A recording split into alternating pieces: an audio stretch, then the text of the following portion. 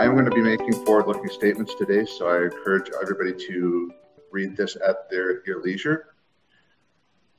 As an introduction, Gwen is familiar with me from my past life, where I was the CEO and director of a company called Northern Empire. And Northern Empire was a Nevada success story. We identified an asset called the Sterling.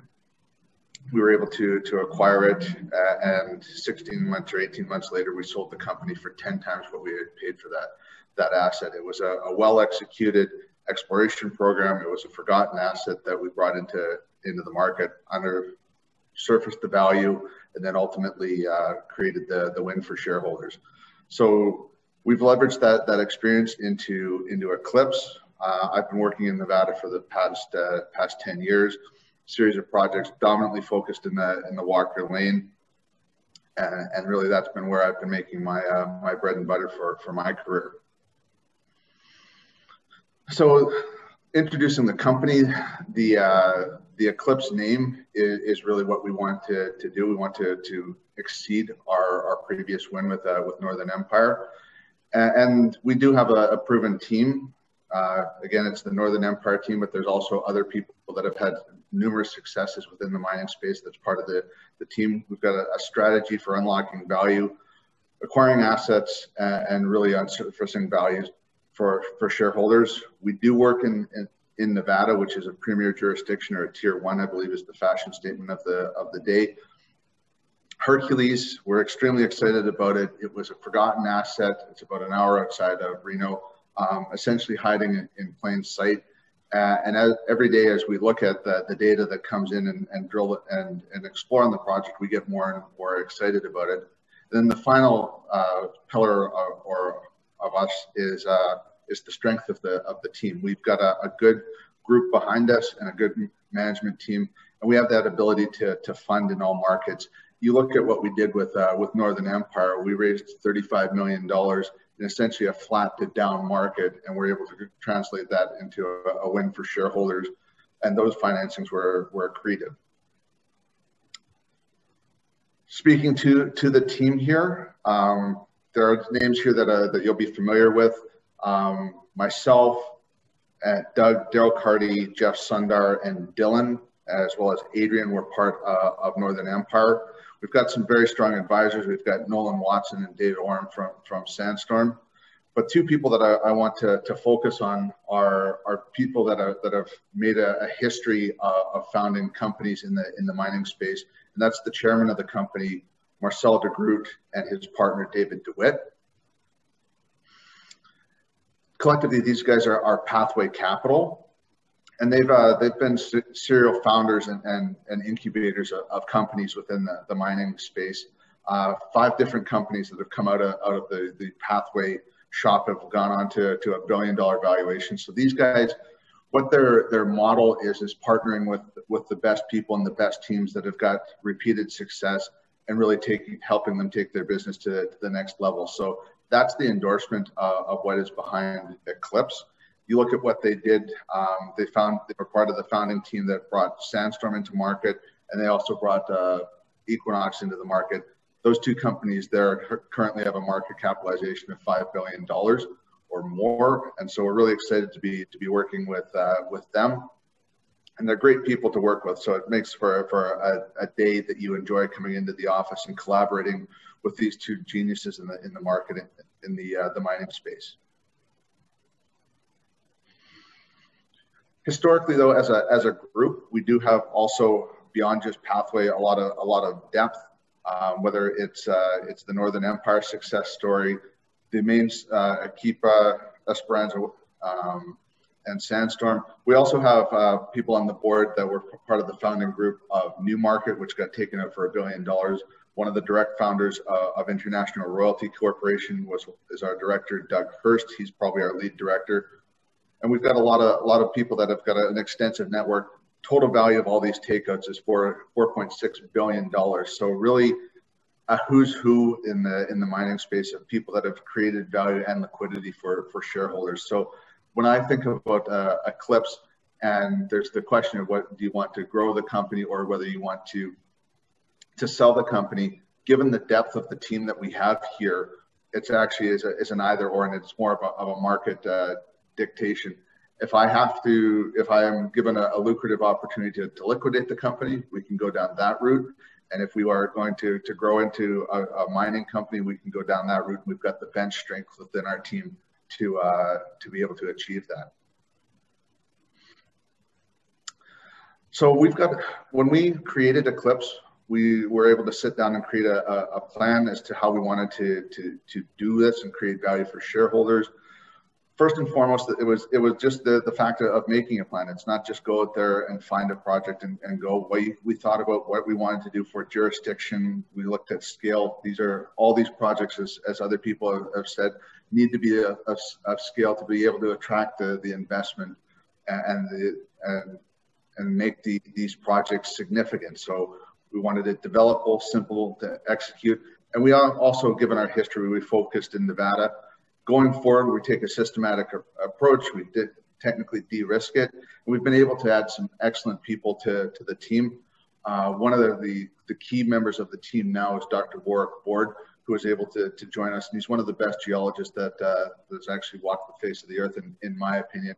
And we're really excited to watch him develop ideas and unlock value at the Hercules project. And we're looking forward to seeing the drill results as they come out. This company moves with a great deal of urgency. We move quickly, and that's part of what we did with Empire, moving that company from acquisition to being acquired in 18 months. That you have to move quickly. That's what we brought that sense of urgency with us to Eclipse. We went public in February of 2020. We've done 2 financings, both we're free trading, so there's no hold period other than for insiders. So that goes to the paper coming at people right now. We're not going to be faced with that. All of our stock has been free trading except what is held by management and insiders. March of this year, we confirmed the high-grade core of the Hercules project. We got a phase 1 drill program. 11 of the 12 hit significant near-surface oxide gold. We did a bought deal in July and upsized it to 12 million. At that point in time, we realized that we were on to something significant. We took a step back and started the regional geophysics that really needed to be done for this project. And that's been exciting to watch as the data has been coming in. We're very happy with what we're seeing. And we were able to leverage our geophysics into starting our phase 2 drill program, which began in late August. Talking a little bit about the jurisdiction, Nevada is obviously where the world goes for gold. Working the Walker Lane here, this is where I've been working for the last 10 years, essentially doing, driving back and forth between Las Vegas and Reno and making money for investors. So that's really what my life has been in the last little while. We're working just about an hour outside of Reno. It's an easy place to get to. Our geologists are sleeping in their own beds at night. And so it really makes for efficient work. Walker Lane tends to be underexplored relative to the other parts of Nevada. It's also a bit less competitive than, say, the Carlin or Getchell trends, where you're really dealing with the Newmont or Nevada gold mines right now. Obviously, in the Walker Lane, we've had some recent M&A success. The Sterling is down here just outside of Las Vegas. But also the team has also got success. Mesquite is down within the Walker Lane trend, and Castle Mountain within Equinox is also part of the team or the management team's exposure to Nevada. So a lot of people, a lot of very good comfort. And this is an area of the world that can produce big deposits. Round Mountain is a world-class mine. Castle Mountain, I believe, is greater than 10 million ounces of gold right now. Zooming in a bit on the Hercules in the immediate area around us, this is a very metal, well-endowed area for metal. Over here to the west of the Hercules is the Comstock, and this is a lesson in American history. This is the mine that essentially funded the northern side of the Civil War, built San Francisco. It's an 8.5 million ounce gold mine with 400 million ounces of silver, all extracted underground at the turn of the century.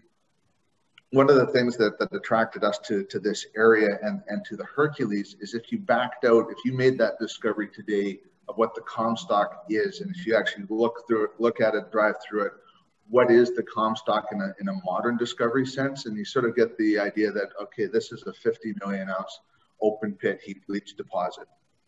Go across the valley to the other side, and we get into the Hercules. And that thought in the back of our mind of having this metal-rich area of Nevada, a big project of scale that has been underexplored. You look at what the Comstock is, and you realize what the Hercules might be, and that really gets us excited and really got our juices going. We were able to largely stake this area. We did about 1,000 claims, virtually no competition, and we were able to establish an 85 square kilometer land package in Nevada. So good area. And we're working extensively right now. We're into our phase 2 drill program. We're on hole 7 right now. Labs are very busy in Nevada. We're expecting our first series of results in the next week or two, but it really comes down to lab turnaround time. Zooming in a bit more onto the Hercules. The orange squares are target areas. Some people get confused about that this is land position, but these are the target areas. Hercules, Cliffs, Lows, Northeast, Rattlesnakes, and a new Lucky Rusty. What we're looking at is a classical epithermal system. We've developed a high-grade core to the system here at Hercules. Also with the geophysics that we've been doing, the geometry of what we think is the expression of the system has been changed. So a lot of the holes were drilled historically into this project have been drilled with the wrong orientation, and our phase 2 drilling will hopefully get a better understanding of the geometry of it and really make that next phase discovery for the company. This is the model. A to A prime is right through the guts of the system. And so we're looking A to A prime. In terms of scale, we've got this measured out right now at 3.7 kilometers from one end to the other. That's defined by drilling. You also have to remember that this project is three-dimensional, and so it's not just a simple plane of strike length. It's a three-dimensional object. And when you measure out the surface samples, it's about 4 kilometers east to west. In terms of scale, if I can just roll back one, Round Mountain main pit, which is mined 20 million ounces, fits right in here on all these target areas. So it's a truly large deposit or large project, pardon me, and it's open to the south, and we're really excited to be exploring on it. In terms of looking at the geophysics that we did, this is ground IP resistivity. So the blues are good. This is 100 meters down from surface, and what we're seeing is these targets are coalescing at depth. And if you look at the epithermal model back here, this is what we're seeing. This coalescence at depth, that's the signature. Bear in mind, this is about 1,500 meters from one side to the other. So it's truly a large system. Open to the south, our biggest intercept was 89 meters of 0.65 grams per ton gold with just under a half an ounce silver.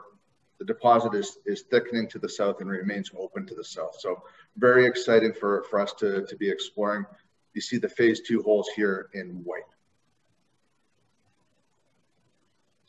Going forward, we've got our capital markets here. We've been able to do most of our financings without warrants, so there isn't a big overhang. These broker warrants came in as part of the bought deal that we did. Fully diluted, 62 million shares out, and cash is about $11 million. Also, insider and close associate ownership is very high. So it's a well-constructed company that has truly been thought through. Institutional ownership is about 10%. Upcoming catalysts for us, we're going to be getting our geophysics final results coming in shortly. We'll be able to articulate the scale of this project to the market. The second rig is on its way in to accelerate our drill program. Next week or two, we should have our first drill results coming out and further results coming through to the fall. One of the things that is advantageous about the Hercules program is it does have what's called the plan of operation, which is a large permit for extensive drilling. And so we get the results that we expect and nail down the geometry. We can quickly move into more of a resource delineation type drill intensive program, starting to really unlock shareholder value for us. I'd like to just thank everybody for taking the time. I think that the best way to receive further updates on us is to go to our website and sign up for our emails. We've got a very active campaign to keep our shareholders engaged with the company.